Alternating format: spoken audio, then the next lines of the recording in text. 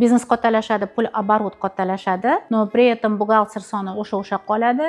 Hamma ish hali ham o'shanda bo'ladi. Естественно, оборот kattalashgan sayin bu оборotni nazorat qilish qiynaladi. Bitta odam fokusi bo'linadi o'sha. Bu yerda biznesni eng ko'p qiladigan xatosi оборот ko'paygandan keyin, pul ko'paygandan keyin yetarlicha buxgalteriyadagi kadrlarni bilan ta'minlamaslik bu birinchi xatoligisi. Ikkinchi xatoligisi отдел kadri ham ishini, yuristi ham ishini buxgalteriyaga yuklab qo'yish. Sipa qog'oz bilan bog'liq hamma ish bo'ldi buxgalteriyaga.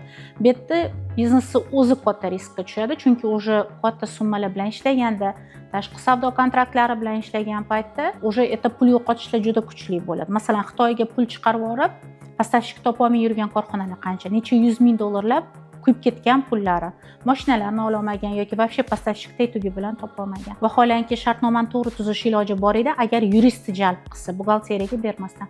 O'shaning uchun masshtablashyaptimi biznes? Kattalashyaptimi? Обязательно birinchi o'rinda buxgalter bilan yuristi bor bo'lishini ta'minlash. Buxgalteriya har bitta soliq nuqtasiga qaray oladigan darajada buxgalteriyada yo yordamchilar bilan ta'minlash yoki o'shancha buxgalter soni bilan ta'minlash kerak.